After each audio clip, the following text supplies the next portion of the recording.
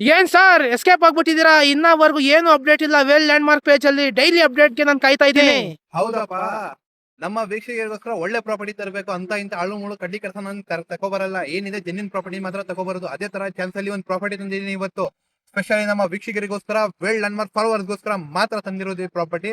ನೋಡ್ಕೊಳ್ಳಿ, clear cut ಆಗಿ ಹೇಳ್ತೀನಿ. ಈಗ ಏನ್ ನೋಡ್ತಾ ಇದ್ದೀರಾ ನೀವು? ಬೆಂಗಳೂರು ಮೈಸೂರು ಎಕ್ಸ್ಪ್ರೆಸ್ ವೇ ಏನ್ ನೋಡ್ತಾ ಇದ್ದೀರಾ? ಇದಕ್ಕೆ ಒಂದು ಅರೌಂಡ್ 300 ಫೀಟ್ ಫೇಸಿಂಗ್ ಇದೆ ಪ್ರಾಪರ್ಟಿ ಇದು. ಆಮೇಲೆ ಈ ಕಡೆ ಕನ್ವಾ ರೋಡ್ ನೋಡ್ತಾ ಇದ್ದೀರಾ, ಇದು ತಾರ್ ರೋಡ್. ಇದಕ್ಕೆ ಒಂದು 200 to 50 ಫೀಟ್ ಫೇಸಿಂಗ್ ಇದೆ ಪ್ರಾಪರ್ಟಿ ಇದು. ಒಳ್ಳೆ ಪ್ರಾಪರ್ಟಿ, ಜೆನ್ಯೂನ್ ಪ್ರಾಪರ್ಟಿ ತಗೋ ಬಂದಿದ್ದೀನಿ. ಈ ಪ್ರಾಪರ್ಟಿ ಸೂಟೇಬಲ್ ಫಾರ್ ಲೇಔಟ್ ಮಾಡ್ಕೋತೀರಾ ಅಂದ್ರೆ ಅದಕ್ಕೂ ಸೂಟೇಬಲ್ ಆಗಿರುತ್ತೆ, ಇಲ್ಲ ಕಮರ್ಷಿಯಲ್ ಮಾಡ್ಕೋತೀರಾ ಅಂದ್ರೆ ಅದಕ್ಕೂ ಸೂಟೇಬಲ್ ಆಗಿರ್ತಿದೆ. ಟೋಟಲ್ ಪ್ರಾಪರ್ಟಿ ಏರಿಯಾ ಬಂದ್ಬಿಟ್ಟು 5 ಎಕರ್ಸ್ ಇದೆ.